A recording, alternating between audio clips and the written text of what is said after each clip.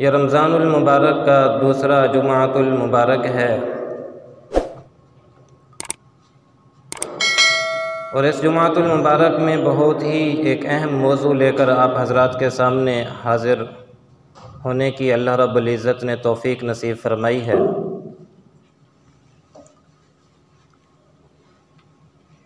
दुआ है कि अल्लाह रब्बुल इज़्ज़त मुझे हक़ सच कहने की, इस पर मुझे और आप सब को अल्लाह अमल करने की तौफ़ीक नसीब फरमाए।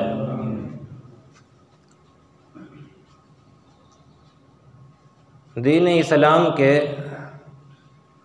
बुनियादी असूलों में से सबसे मोहतम बिशान, सबसे अहम और सबसे खसूसियत वाली चीज़ जिसका तज़किरा कुरान मजीद फ़ुरक़ान हमीद में और अहादीस में कसरत के साथ आया है, वो है नमाज। ये इंतहाई मोहतम बिशान अमल है और इसकी अहमियत का अंदाज़ा इस बात से लगाइए कि अल्लाह रब्बुल इज़्ज़त ने अपने प्यारे हबीब महबूब किबरिया, महबूब दो जहां, महबूब कुल जहां, रहमतुल लिल आलमीन मुहम्मदुर रसूलुल्लाह सल्लल्लाहु अलैहि वसल्लम पर जितने अहकामात नाज़िल फरमाए, उन तमाम अहकामात को मेरे अल्लाह ने ज़मीन पर नाज़िल फरमाया। लेकिन नमाज इतनी अहम चीज़ थी कि अल्लाह ने अपने महबूब को अर्शों पे बुला के अपने सामने बिठा के इसका हुक्म नाज़िल फरमाया। और ये अल्लाह रब्बुल इज़्ज़त की तरफ से प्यारे नबी सल्लल्लाहु अलैहि वसल्लम को अल्लाह ने तोहफ़े के तौर पर अता फरमाई। इस आजिज़ को याद है, अमूमी तौर पर दोस्त को तोहफ़ा देते हैं। रिश्तेदारों में जहाँ प्यार और मोहब्बत हो, वहाँ भी तोहफ़ों का तबादला होता रहता है। शौहर बीवी को भी तोहफ़ा देता है, बीवी भी बाज़ औक़ात शौहर को तोहफ़ा देती है। हमारे हज़रत जी ने एक वाक़या लिखा है, फरमाते हैं कि एक मर्तबा घर के अंदर फाका था। मियाँ बीवी दोनों उस फाके की वजह से काफ़ी परेशान थे। काफिरों के यहाँ कुछ दिन मनाए जाते हैं, उन दिनों में उनका शादी का दिन भी होता है कि जिस दिन शादी उनकी हुई होती है, दोबारा अगले साल जब उनकी शादी का दिन आता है तो वो दोबारा एक दूसरे को तोहफ़ा देते हैं। अब घर में पहले ही फाके चल रहे थे, अल्लाह की शान के इन फाकों के दौरान उनकी वो शादी वाला दिन आ गया। अब शौहर सोचने लगा कि मैं अपनी बीवी को क्या गिफ्ट पेश करूं, और बीवी सोचने लगी कि मैं अपने शौहर को क्या गिफ्ट पेश करूं। जेब के अंदर पैसे नहीं, घर के अंदर खाने को कुछ नहीं, फ़क्र और फाका की ज़िंदगी है, परेशानी है, तकलीफ़ है, मुसीबत है। लेकिन मियाँ और बीवी में प्यार और मोहब्बत बहुत ज़्यादा था। शौहर ये चाहता था कि मैं अपनी बीवी को कोई ना कोई गिफ्ट पेश करूं, और बीवी ये चाहती थी कि मैं इस खुशी के मौके पर अपने शौहर को कोई गिफ्ट पेश करूं। अल्लाह की शान देखिए कि शौहर बाज़ार गया और बाज़ार जाकर उसके हाथ के अंदर जो घड़ी थी, उसने वो घड़ी बेची और बेचकर अपनी बीवी के लिए नकली बाल लेकर आया कि बीवी को लंबे बाल पसंद थे। अब इधर बीवी सोच रही है कि मेरा शौहर घर आएगा तो मैं भी उसे कोई गिफ्ट दूं। अब ये बीवी बाहर निकलती है। आप जानते हैं कि औरतों के बाल हमारे इस्लामी मुल्क में तो अभी बिकना शुरू हुए हैं, जबकि ये बात याद रखिए मसले के तौर पर कि औरत का अपने बालों का बेचना नाजायज़ और हराम है। औरतों के बाल बेचना नाजायज़ और हराम है। इनको कहीं पर दफन कर देना चाहिए या कहीं पानी के अंदर बहा देना चाहिए, इनको बेचा ना करें। बहरहाल बीवी के दिल में ख़्याल आया कि मैं भी अपने शौहर को कोई गिफ्ट पेश करूं, तो वो दुकान पर गई और दुकान पर जाके कहा कि मेरे पास ख़रीदने के लिए तो कोई चीज़ नहीं है, आप यूँ करें कि मेरे सर से बाल काट लें और इसके बदले में मुझे घड़ी दे दें कि मेरे शौहर को घड़ी बहुत पसंद है। शौहर उधर अपनी बीवी के लिए बनावटी बाल ख़रीद रहा है कि मेरी बीवी को बाल बहुत पसंद हैं, और शौहर इधर बीवी इधर बाल कटवा के अपने शौहर के लिए घड़ी ख़रीद रही है। तो उस मोहब्बत और प्यार का क्या आलम होगा और उस तोहफे की किस कदर होगी कि बीवी अपने सर से अपने शौहर की मोहब्बत में गंजी हो गई, और शौहर को जो सबसे ज़्यादा पसंद घड़ी थी उसने अपनी बीवी की मोहब्बत के अंदर उस घड़ी को बेचकर उसके लिए बालों को ख़रीद लिया। तो जहाँ मोहब्बत की बातें होती हैं वहाँ पर एक दूसरे को तोहफे दिए जाते हैं। अल्लाह को कायनात के अंदर सबसे ज़्यादा मोहब्बत महबूब दो जहाँ महबूब कुल मुहम्मदुर रसूलुल्लाह सल्लल्लाहु अलैहि वसल्लम के साथ थी। अल्लाह ने भी अपने महबूब को जो तोहफ़ा दिया वो अल्लाह को सबसे ज़्यादा पसंद था। अल्लाह ने अपने महबूब को भी वही तोहफ़ा पेश किया। तो अल्लाह रब्बुल इज़्ज़त ने अपने हबीब को तोहफ़े के तौर पर नमाज अता फरमाई। और आप जानते हैं कि महबूब जब वापस तशरीफ़ ला रहे थे तो रास्ते में हज़रत मूसा अलैहिस्सलातु वस्सलाम से मुलाकात हुई। हज़रत मूसा अलैहिस्सलातु वस्सलाम से मुलाकात का होना ये भी अजीब बात है। उलमा ने लिखा है कि रास्ते में हज़रत इब्राहीम अलैहिस्सलातु वस्सलाम भी थे और नबी भी कोई अल्लाह के नबी सल्लल्लाहु अलैहि वसल्लम से कह सकते थे कि आए अल्लाह के नबी, आपकी उम्मत इतनी नमाजें नहीं अदा कर पाएगी, आप इन नमाज़ों का तोहफ़ा कम करा लीजिए। हज़रत मूसा अलैहिस्सलातु वस्सलाम का ख़ास तौर पे अल्लाह के नबी को ये बात कहना किस वजह से था, ज़रा दिल के कानों से सुनिए। जहाँ मोहब्बत होती है अगर मुलाकात ना हो तो इंसान मुलाकातियों से ही मुलाकात कर लेता है। किसी ने मजनू को देखा कि वो कुत्ते को चूम रहा है। लोगों ने कहा पागल हो गया है, कुत्ते को चूमते हो, ये नजस है, ये हराम है, ये गंदा है, तो इसे क्यों चूम रहा है? कहने लगा तुझे क्या पता, ये कुत्ता लैला की गली से हो के आया है, मैं इसलिए इसे चूम रहा हूँ। जब किसी को किसी के साथ मोहब्बत होती है, आप देखिए आपके दिलों के अंदर रोज़े रसूल की मोहब्बत है या नहीं है? अल्हम्दुलिल्लाह हर मुसलमान के दिल के अंदर रोज़े रसूल की मोहब्बत होती है। हर मुसलमान के दिल के अंदर बैतुल्लाह की मोहब्बत बैठी हुई है। कुर्बान जाइए, अगर कोई आदमी यहाँ रहते हुए बैतुल्लाह शरीफ नहीं जा सकता, अगर कोई आदमी यहाँ रहते हुए रोज़े रसूल पे नहीं जा सकता, तो जो लोग जाते हैं बैतुल्लाह, वहाँ बैतुल्लाह की ज़ियारत करके आते हैं, जो जाते हैं रोज़े रसूल पे महबूब नबी के रोज़े की ज़ियारत करके आते हैं, ये पाकिस्तान के लोग एयरपोर्ट पे जाके उनकी ज़ियारत के लिए जाते हैं, इसलिए कि ये महबूब दो जहां की ज़ियारत करके आ रहे हैं। तो हज़रत मूसा अलैहिस्सलातु वस्सलाम भी क्योंकि अल्लाह की ज़ियारत के मुश्ताक थे और उन्होंने अल्लाह से दुआ मांगी थी, अल्लाह मैं आपको देखना चाहता हूँ। तो अल्लाह रब्बुल इज़्ज़त ने क्या फरमाया, मेरे प्यारे मूसा आप हमें नहीं देख सकते, हम तजल्ली डालते हैं तूर पहाड़ के ऊपर, आप इसी तजल्ली का मुशाहदा कर लें तो यही काफ़ी है। लेकिन हज़रत मूसा अलैहिस्सलातु वस्सलाम जो 70,000 परतों से तजल्ली डाली गई थी, हज़रत मूसा अलैहिस्सलातु वस्सलाम उस तजल्ली को बर्दाश्त न कर सके और बेहोश होकर गिर पड़े। लेकिन दिल के अंदर वो तमन्ना तो थी, वो जज्बा तो था, वो ख्वाहिश तो थी, इसलिए चाहा कि महबूब, जिस महबूब की ज़ियारत करके आ रहे हैं, मैं उसी महबूब की ही ज़ियारत करके अपने दिल को ठंडा कर लूँ। इसलिए ये चाहते थे कि बार बार का ये चक्कर हो और मेरी मुलाकात भी होती रहे और मुझे भी ये शर्फ नसीब होता रहे।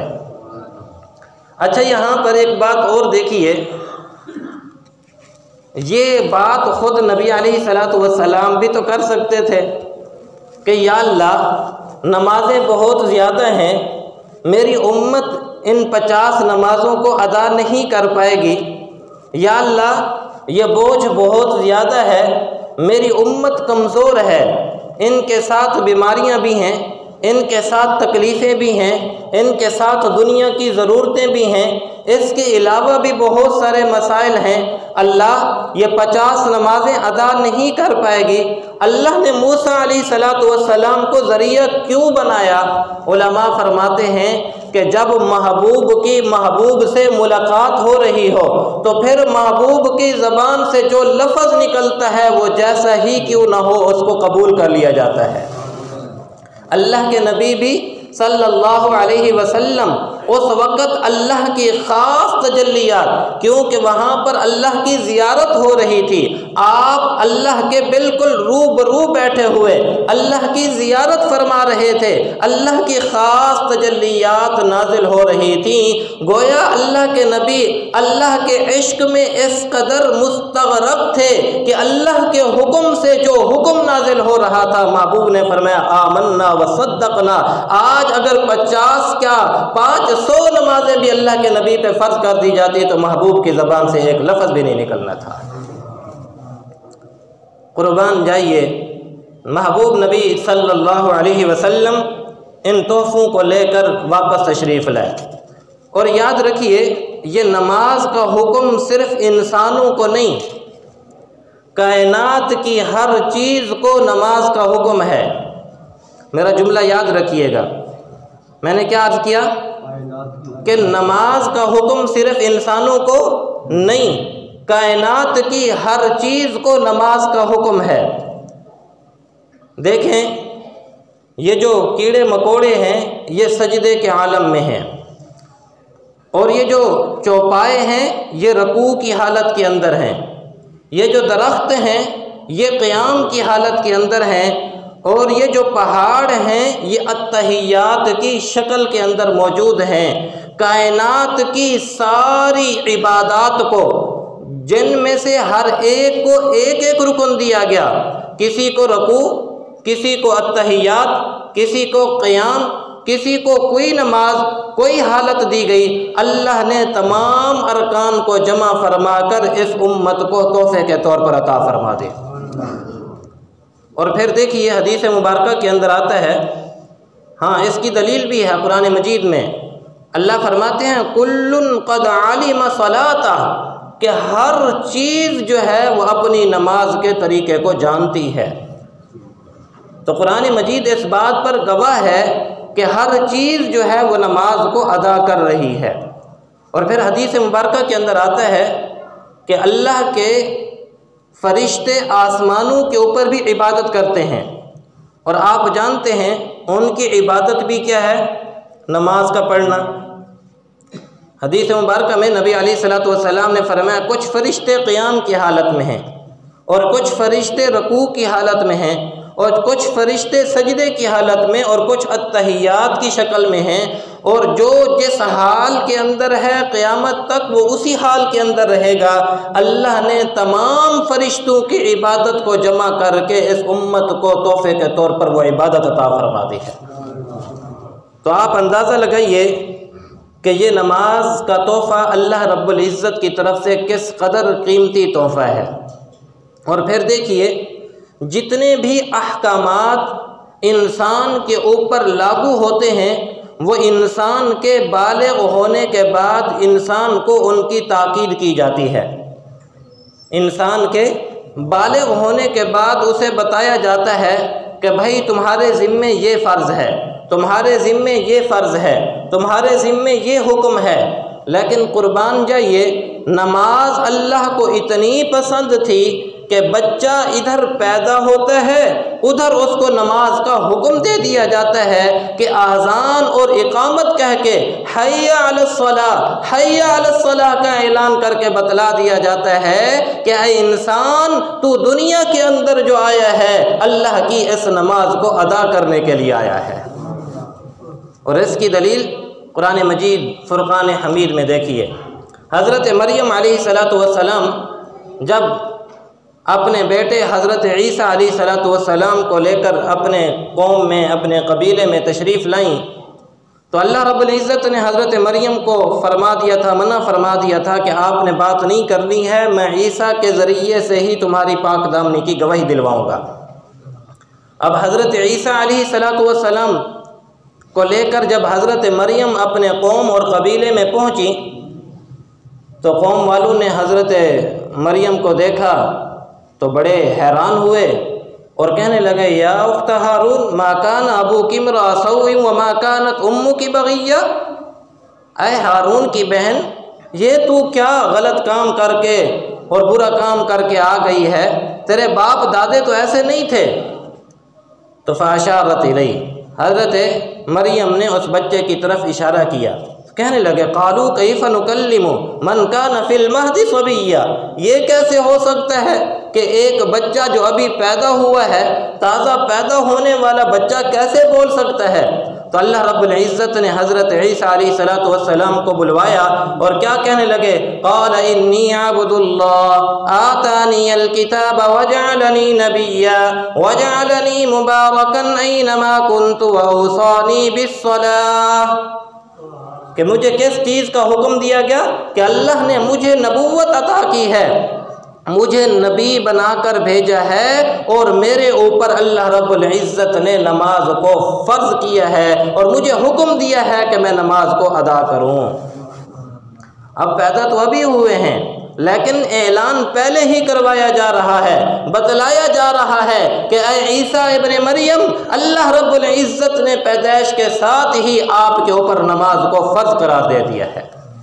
इसीलिए देखिए, नबी अलैहिस्सलातु वस्सलाम ने इरशाद फरमाया कि जब बच्चा 7 साल की उम्र का हो जाए तो उसे अपने साथ नमाज के लिए लाया करो, उसे नमाज की तरगीब दिलाया करो ताकि उसकी नमाज पढ़ने की आदत बन जाए। और जब 10 साल का हो जाए, वो महबूब आलम, वो महबूब किबरिया जिसने पत्थर खाकर भी उनके लिए बद्दुआ करने का हुक्म नहीं दिया और किसी के लिए बद्दुआ नहीं फरमाई, जालिमों ने जुल्म किए, किसी को मारने का हुक्म नहीं दिया, जालिमों ने पत्थर बरसाए, मारने का हुक्म नहीं दिया, लेकिन जब नमाज का मामला आया वो रहमतुल लिल आलमीन क्या फरमा रहे हैं कि 10 साल की उम्र के बच्चे के पहुंचने पर अगर नमाज नहीं पढ़ता तो उसको मारने का हुक्म दिया है।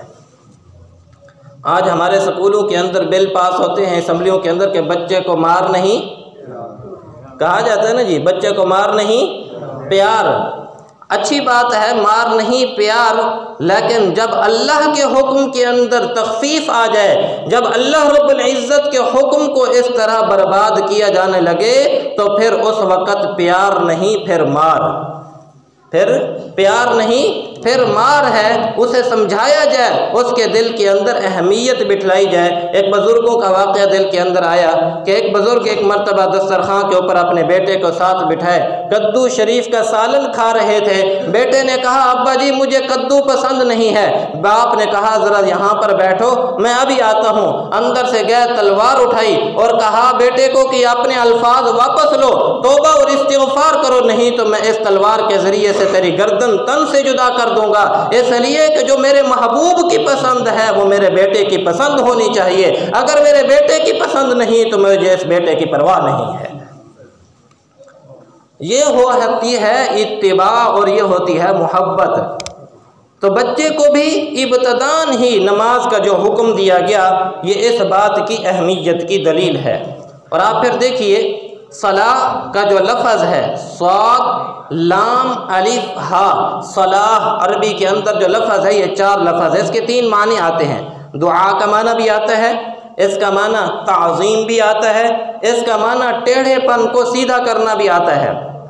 आप ज़रा गौर करें, अल्लाह ने नमाज के अंदर तीनों चीज़ों को जमा फरमाया। जब इंसान नमाज पढ़ता है तो नमाज के अंदर दुआ भी है, रब्बि जअलनी मुक़ीमस्सलाति व मिन ज़ुर्रिय्यती रब्बना व तक़ब्बल दुआ, रब्बना इग़फ़िरली व लिवालिदैया व लिलमुमिनीना यौम यक़ूमुल हिसाब। ये दुआ मांग रहा है, इहदिनस्सिरातल मुस्तक़ीम सिरातल लज़ीना अनअमता अलैहिम गैरिल मग़ज़ूबि अलैहिम वलद्दाल्लीन। ये दुआ मांग रहा है। तो नमाज के अंदर दुआ भी है और ताज़ीम भी है। देखें, किसी के आने के ऊपर ताज़ीम का तरीका ये होता है कि या तो इंसान खड़ा हो जाता है, या इंसान क्या हो जाता है, खड़ा हो जाता है, या लेटा है तो बैठ जाता है, या किसी के लिए झुक जाता है। अल्लाह ने ताज़ीम के तीनों तरीकों को अपने लिए इसके अंदर जमा फरमा दिया। मेरे बंदे, तू रुकू कर मेरे सामने झुक जा, तू सजदा कर मेरे सामने झुक जा, लेटा है तो बैठ जा, बैठा है तो खड़ा हो जा, तू ये ताज़ीम मेरी अदा करेगा, मैं तेरे ऊपर अपनी रहमतों की बारिश कर दूंगा। तो ताज़ीम को भी इसके अंदर जमा कर दिया गया। और दूसरा, इसके अंदर टेढ़ेपन का मैंने कहा कि माना भी आता है कि टेढ़ेपन का क्या करना है, दुरुस्त करना, सलाह का माना आता है। और कुर्बान जाइए, नमाज की यह खसूसियत है कि अल्लाह रब्बुल इज़्ज़त की खातिर जो सही मानों में सही शराइत को मद्देनज़र रख के नमाज को अदा करता है, ये नमाज एक ऐसा नूर है जिसकी वजह से अल्लाह इंसान के टेढ़े अखलाक को दुरुस्त फरमा देता है। इन्नस्सलाता तन्हा अनिल फ़हशाइ वल मुनकर, कि ये नमाज ऐसी नमाज है कि इससे इंसान बुराइयों से और फहश कामों से रुक जाया करता है। तो अल्लाह रब्बुल इज़्ज़त ने नमाज के अंदर ये खसूसियत रखी है। अच्छा, सवाल ये पैदा होता है कि नमाजें सिर्फ़ 5 ही क्यों, सिर्फ़ नमाजें 5 ही क्यों? उसकी वजह भी उलमाए कराम ने लिखी है। फरमाया कि इंसान के ऊपर 5 किस्म के सख्त हालात आने थे। एक कब्र की हालत, दूसरी मौत की हालत, तीसरी हशर, चौथा मीज़ान और 5वीं पुल सिरात है। फरमाया ये 5 मराहिल इंसान के ऊपर आने थे, चाहे जैसा भी कायनात के अंदर इंसान क्यों ना हो, नेक हो तब भी, मुत्तकी हो तब भी, गुनाहगार हो तब भी, बदकार हो तब भी, नबी हो तब भी, उसके ऊपर ये 5 हालात और 5 किस्म के ये मौक़े ज़रूर आने हैं। अल्लाह रब्बुल इज़्ज़त ने इस उम्मत के ऊपर 5 नमाजें फ़र्ज़ करके ये फरमा दिया, मेरे बंदो तुम इन 5 नमाजों को अदा करोगे, मैं तुम्हारे इन तमाम मरहलों को तुम्हारे लिए आसान कर दूंगा। मौत भी आसान, कब्र भी राहत और आगे की मंजिलें भी अल्लाह रब्बुल इज़्ज़त आसान फरमा देंगे। और बाज़ उलमा ने लिखा है कि 5 नेमतें ऐसी हैं जो बहुत बड़ी नेमतें हैं। और हदीस मुबारक में फरमाया कि जिसको ये 5 नेमतें मिल गईं वो समझे कि मुझे कायनात की सारी ही नेमतें मिल गईं। ज़रा सुनिए और दिल के कानों से सुनिए, और मेरा ख्याल में हम में से हर शख्स को अल्लाह ने ये 5 नेमतें अता करके रखी हैं। उनमें से एक फरमाया कि खाने की दौलत का मिल जाना, अल्लाह रब्बुल इज़्ज़त ने हम सब को खाना नसीब किया हुआ है। और दूसरा, पीने की तौफीक मिल जाना, पानी का पेट के अंदर चले जाना, खाना पीना, कपड़ा, मकान, और फरमाया कि नेक बीवी, जिसे ये 5 नेमतें मिल गईं उसे कायनात की सारी नेमतें मिल गईं। फरमाया कि इन 5 नेमतों के शुक्रिया की अदा के लिए अल्लाह ने 5 नमाजों को फ़र्ज़ किया। फरमाया कि मेरे बंदे तो इन 5 नमाजों को अदा करेगा, तेरी तरफ से गोया कि इन 5 नेमतों का शुक्रिया अदा हो जाएगा। तो अल्लाह रब्बुल इज़्ज़त ने कितनी प्यारी हमें ये नेमत अता फरमा के रखी है। और फिर देखिए, अल्लाह रब्बुल इज़्ज़त ने हमारे ऊपर फ़जर की नमाज को फ़र्ज़ किया। उसकी वजह उलमा ने लिखी कि हज़रत आदम अलैहिस्सलातु वस्सलाम जब ज़मीन पर तशरीफ़ लाए, उतारे गए, तो रात का अंधेरा था। उन्हें नहीं मालूम था कि पता नहीं सुबह होगी भी सही या नहीं, उजाला होगा भी सही या नहीं। जन्नत के अंदर तो क्योंकि उजाला ही उजाला था, वहाँ सूरज के ग़ुरूब होने या तुलू होने का वहाँ पर कोई तसव्वुर नहीं। तो हज़रत आदम अलैहिस्सलाम बहुत परेशान हुए। रात के अंधेरे की वजह से अल्लाह रब्बुल इज़्ज़त के सामने गिड़गिड़ा के रोते रहे। तो अल्लाह रब्बुल इज़्ज़त ने सुबह की रोशनी को उनके ऊपर नमूदार फरमाया, तो उन्होंने 2 रकात नमाज फजर की अदा फरमाई। अल्लाह रब्बुल इज़्ज़त ने गोया कि ये फरमा दिया कि जिस तरह आदम अलैहिस्सलाम अंधेरों में भटक रहे थे, हमने उनके लिए सूरज की रोशनी को पैदा करके उनके ऊपर इनाम और एहसान किया है। मेरे बंदो, हमने भी तुम्हारे ऊपर फजर की नमाज को फर्ज किया। तुम भी अंधेरों के अंदर थे कि 10-12 घंटे की रात अंधेरी रात थी, हम न चाहते तो सूरज तुलू न हो सकता था, न फजर की रोशनी तुलू हो सकती थी। हमने तुम्हें रोशनी अता की, उस नेमत पर तुम भी इसी तरह 2 रकात नमाज अदा करो ताकि इस नेमत पर तुम्हारा भी शुक्रिया अदा हो जाए। और देखिए, एक और बड़ी मज़े की बात है कि हज़रत यूसुफ़ अलैहिस्सलाम को जब भाइयों ने कुएं के अंदर फेंका तो शाम का वक़्त करीब करीब था। हज़रत यूसुफ़ अलैहिस्सलाम बच्चे थे, बचपना था, तो कुएं के अंदर जब चले गए तो बहुत परेशान हुए। तन्हाई थी, कुएं का अंधेरा भी था, रात का अंधेरा भी था। जब तहज्जुद का वक़्त हुआ, आसमान के ऊपर थोड़ी थोड़ी यानी सुर्खी या सफ़ेदी नमूदार होने लगी, तो हज़रत यूसुफ़ अलैहिस्सलाम ने एक दुआ फरमाई, अल्लाह जिस तरह इस कुएं के आलम में मैं परेशान हूँ, अल्लाह मेरी परेशानी को भी दूर फरमा दीजिए और अल्लाह कायनात के सारे इंसानों की इस वक़्त की परेशानी को दूर फरमा दीजिए। हज़रत यूसुफ़ अलैहिस्सलाम की दुआ की कबूलियत का असर देखिए, सुबहान अल्लाह। आप देखिए, किसी घर फौतगी हो जाए ना, सारा दिन रोएंगे, सारी रात रोएंगे, लेकिन जैसे ही तहज्जुद का वक़्त आता है वो रोने वाले भी उस वक़्त सुकून करके सो जाते हैं।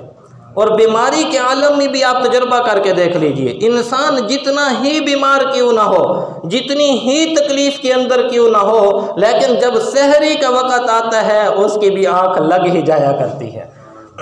तो अल्लाह रब्बुल इज़्ज़त ने हज़रत यूसुफ़ अलैहिस्सलाम की उस दुआ को ऐसा कबूल फरमाया है कि इस वक़्त के अंदर हर इंसान की परेशानी को अल्लाह रब्बुल इज़्ज़त हल्का फरमा देते हैं। अब उस वक़्त ये दुआ मांगी, अल्लाह ने दुआ को कबूल फरमाया, उसके बाद रोशनी हुई और फिर वहाँ से काफ़िला आया और हज़रत यूसुफ़ अलैहिस्सलाम को बाहर निकाला। तो उस खुशी के मौके पर हज़रत यूसुफ़ अलैहिस्सलाम ने भी 2 रकात नमाज नफिल शुक्राने की अदा फरमाया अल्लाह ने कि मेरे प्यारे बंदो, तुम भी इसी तरह फजर की नमाज अदा करोगे तो मैं भी तुम्हें इसी तरह फंसे हुए कुओं के अंधेरों के अंदर से निकाल कर तुम्हारे लिए भी रोशनियां पैदा कर दूंगा। इसीलिए हदीस मुबारक के अंदर आता है, नबी अलैहिस्सलाम ने इरशाद फरमाया कि जो शख्स फजर की नमाज अदा करता है वो अल्लाह रब्बुल इज़्ज़त की ज़िम्मेदारी के अंदर चला जाता है। जो अल्लाह की ज़िम्मेदारी के अंदर चला गया, फिर अल्लाह रब्बुल इज़्ज़त उसकी तमाम कामों के अंदर ज़िम्मेदार बन जाते हैं। अल्लाहु अकबर कबीरा। और फिर देखिए, ज़ोहर की नमाज उस वक़्त पढ़ी जाती है जब सूरज ढलना शुरू हो जाता है और ये गर्मी का वक़्त होता है। गोया अल्लाह रब्बुल इज़्ज़त ये फरमाना चाहते हैं, मेरे बंदे आज सूरज की गर्मी और तपिश के आलम में तो मेरे सामने आके खड़ा हो जाता है और मुझे तो इतना पसंद आता है, तो मुझे इतना महबूब और प्यारा लगता है कि इस सूरज की थोड़ी सी तपिश को बर्दाश्त करते हुए तो मेरे घर के अंदर आके 4 रकात सिर्फ नमाज अदा करता है। कल क़यामत के दिन की सख्ती और गर्मी से मैं तुझे निजात देकर अपने अर्श का साया नसीब फरमा दूँगा। तो ये ज़ोहर की नमाज को भी अल्लाह रब्बुल इज़्ज़त ने बड़ी खसूसियत से नवाजा है।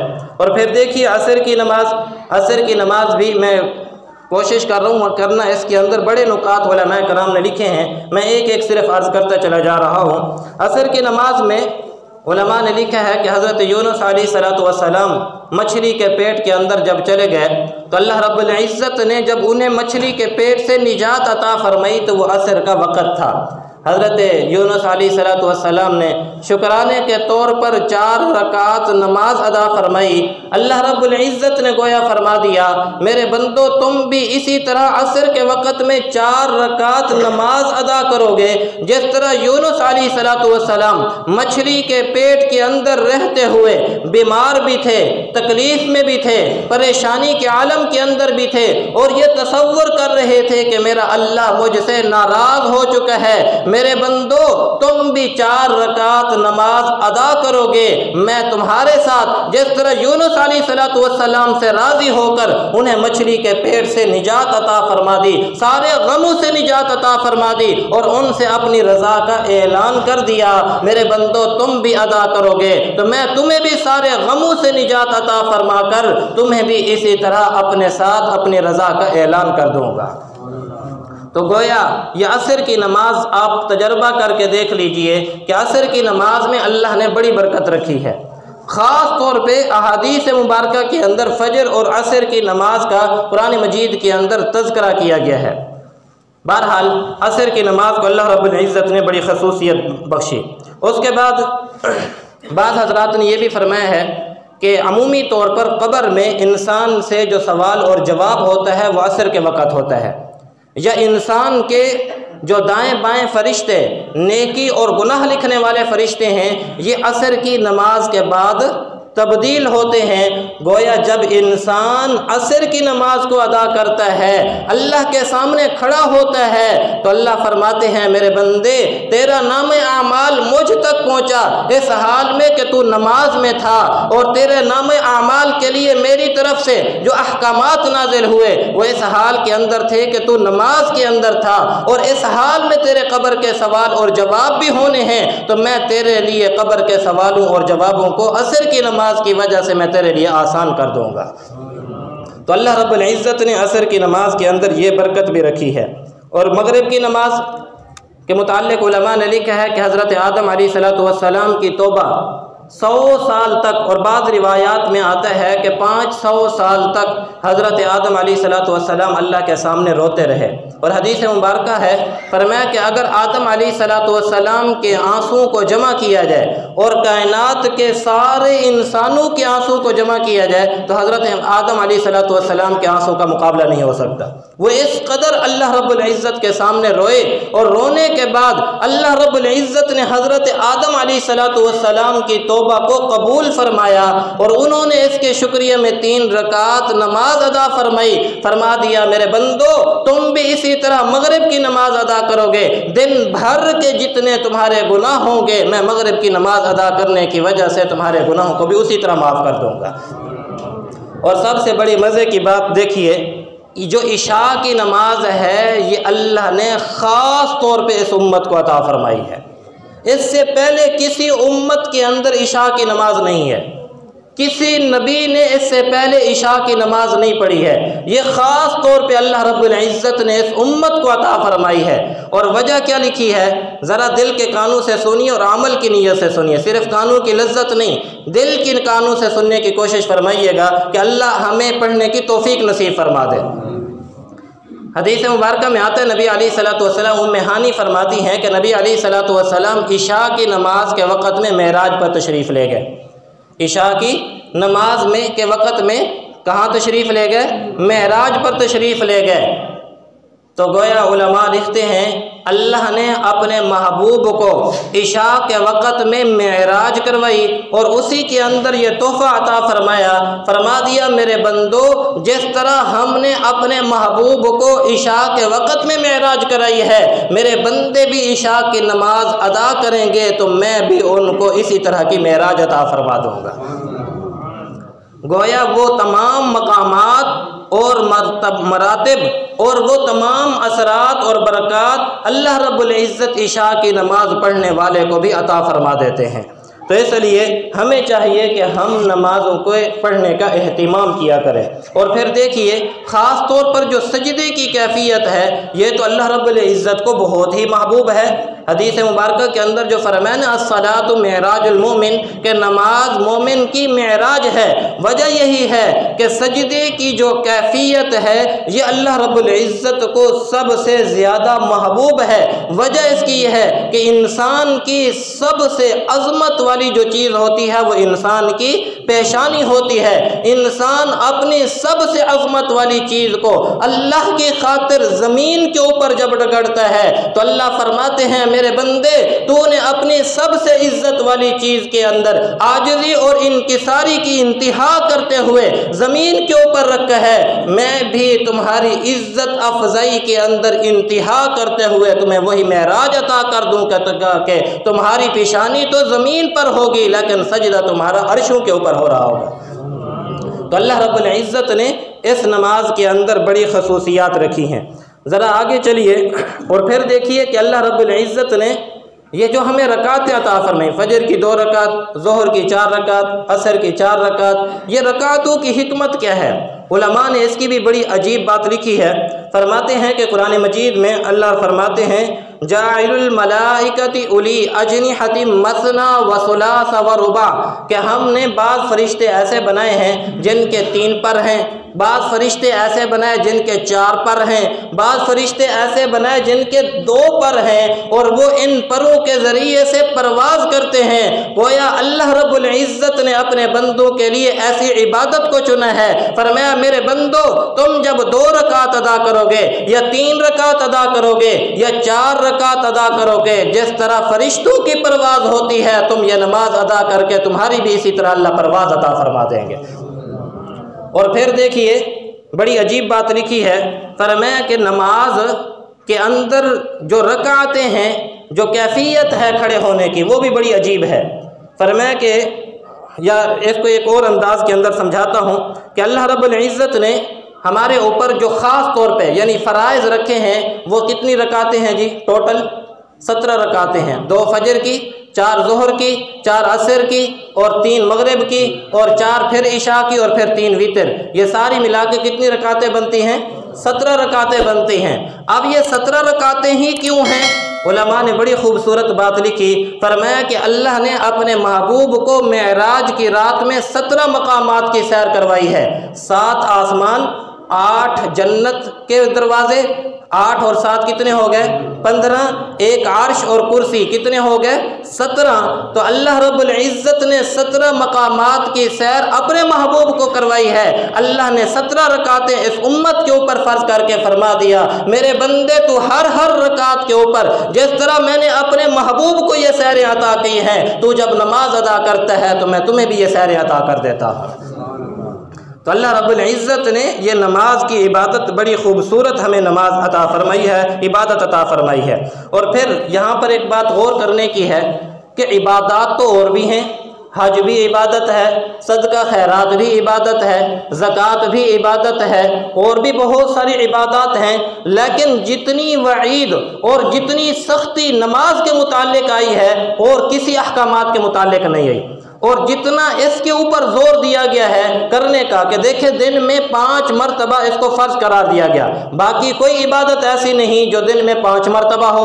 हज साल में 1 मरतबा, ज़कात साल में 1 मरतबा, और वो भी उन्हीं लोगों के ऊपर जो साहिब इस्तेताअत है। नहीं है तो उनके ऊपर वो भी नहीं है। कुर्बान जाइए ये नमाज की इतनी ताकीद क्यों है?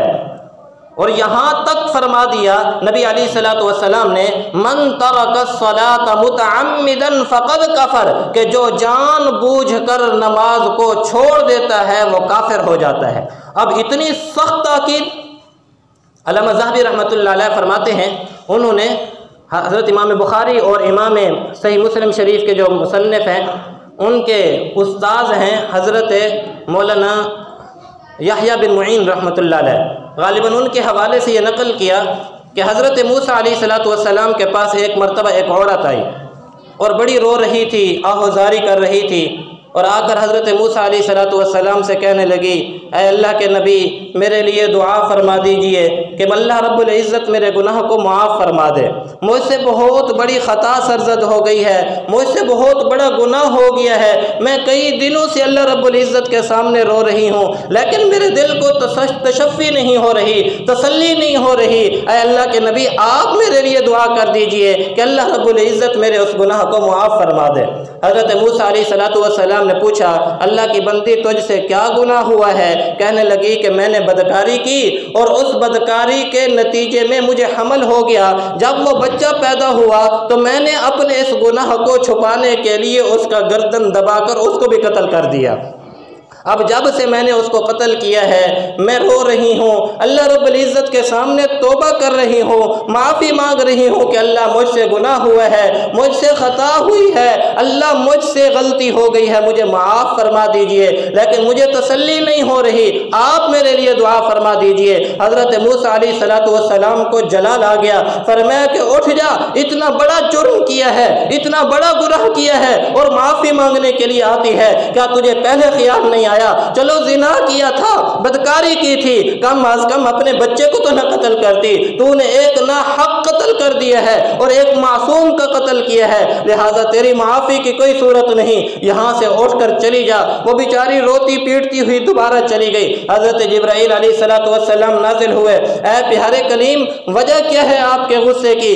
अल्लाह आपसे पूछ रहे हैं कि मेरे कलीम इतना गुस्से क्यों होते हो? आप मेरी एक बंदी तेरे पास आई थी, उसे तसल्ली देते, उसे समझाते, उसे बतलाते, ये क्या किया कि आपने उसे डांट दिया। हज़रत मूसा अलैहिस्सलातु वस्सलाम अर्ज़ करने लगे, जिब्राइल, बात ही उसने ऐसी की थी, गुनाह ही उसका ऐसा था, जुर्म ही उसका ऐसा था कि मुझे जलाल आ गया, मुझे गुस्सा आ गया, जिसकी वजह से मैंने उसे ये अल्फाज कहे हैं। अल्लाह की तरफ से फ़ौरन वही हुई, पर मैं मेरे प्यारे कलीम, मैं आपको बताऊं, इस औरत से भी बड़ा गुनहगार, इस औरत से भी ज़्यादा जालिम, इस औरत से भी बड़ा कातिल कौन है? ऐ अल्लाह बतला दीजिए। पर मैं मेरे प्यारे मूसा, वो शख्स है कि नमाज फ़र्ज होने के बावजूद भी मेरी नमाज को अदा नहीं करता, वो इस औरत से भी बड़ा बदकार आदमी है। यानी अल्लाह को उस पर इस औरत से ज़्यादा गुस्सा है और नाराज़गी है जो नमाज को अदा नहीं करता। तो उसकी वजह क्या है कि अल्लाह रब्बुल इज़्ज़त ने इस कदर ताकीद क्यों फरमाई है? और आप देखिए कुरान मजीद में अल्लाह रब्बुल इज़्ज़त फरमाते हैं, यौम युक्शफ़ु अन साक़िन व युदअऊना इला सुजूदी, कि जो दुनिया के अंदर अल्लाह रब्बुल इज़्ज़त के सामने सजदा नहीं करते थे, अल्लाह रब्बुल इज़्ज़त के सामने क़याम नहीं करते थे, नमाज नहीं पढ़ते थे, कल क़यामत के दिन हम उनकी कमरों को तख्ता बना देंगे और कल क़यामत के दिन जब हम अपनी साक़ की पिंडली की तजल्ली फरमाएंगे, उस वक़्त उन्हें सजदा करने की हिम्मत नहीं होगी, वो मेरे सामने सजदा नहीं कर सकेंगे। कौन? हज़रत उबई इब्न काब रज़ी अल्लाह ताला अन्हु फरमाते हैं, हज़रत काब इब्न अहबार रज़ी अल्लाह ताला अन्हु फरमाते हैं, ये वो बदबख्त और बदनसीब और शकी लोग होंगे जो दुनिया के अंदर अल्लाह रब्बुल इज़्ज़त के सामने सजदा नहीं किया करते थे। ये इतनी ताकीद क्यों है? ज़रा गौर कीजिएगा, बस बात को ख़त्म करते और बड़ी मज़े की बात है। उसकी वजह ये लिखी है, फरमाया कि अल्लाह को ये इबादत इस वजह से इतनी महबूब है कि इसकी मुशाबहत एक ऐसी अजीम हस्ती के साथ है जिसका तसव्वुर भी हम नहीं कर सकते।